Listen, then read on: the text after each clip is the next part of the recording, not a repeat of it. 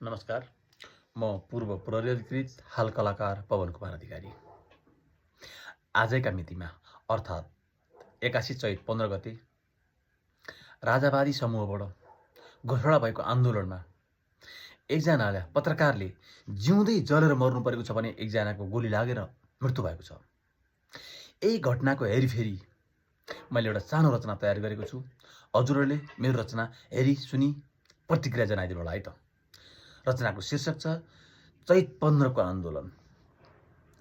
भोबो सरकार गोली हानी मार्न पाइँदैन। भोबो सरकार गोली हानी मार्न पाइँदैन। जनतालाई दमन गर्ने शासन चाहिँदैन। नेताहरूका दम्भ अनि स्वेच्छाचारीबाट आजित भई जनताहरूले गर्न थाले आँट। आजित भई जनताहरूले गर्न थाले आँट। कि त सच्यौ आफूहरू कि त छोड्देऊ बाटो। कि त सच्यौ आफूहरू कि त छोड्देऊ बाटो। तिम्रो मात्र दाइजो होइन यो नेपालको माटो। आफू मात्र ठिक छु भन्ने दम्भहरूले गर्दा कति पीडा भयो होला जिउँदै जली मर्दा। कति पीडा भयो होला जिउँदै जली मर्दा। चाहे राजा चाहे नेता आफ्नै ठिक मान्ने। चाहे राजा चाहे नेता आफ्नै ठिक मान्ने। कुनै पनि अवसर आए आफ्ना मात्र छान्ने। आन्दोलनमा जानु परे चाहिने तिमीलाई जनता। यो नेपाल दाइजो हो र तिम्रो मात्र भन्छ। यो नेपाल दाइजो हो र तिम्रो मात्र भन्छ।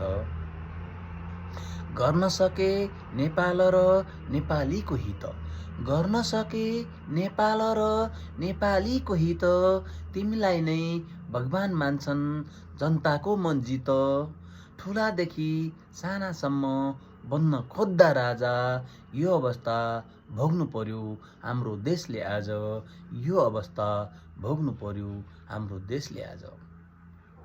कीर्तिपुरका सबिन महर्जन गोली लागि ढले। कीर्तिपुरका सबिन महर्जन गोली लागि ढले। एभिन्यूजका सुरेश रजक घरभित्रै जले। सम्मु दमाई डिल्ली लुइटेल घाइतेतिर परे। सुरक्षाको अफिस नजिक घरै जल्यो अरे। सुरक्षाको अफिस नजिक घरै जल्यो अरे। भोबो सरकार गोली हानी मार्न पाइँदैन। जनतालाई दमन गर्ने शासन चाहिँदैन। जनतालाई दमन गर्ने शासन चाहिँदैन। हस्त नमस्कार।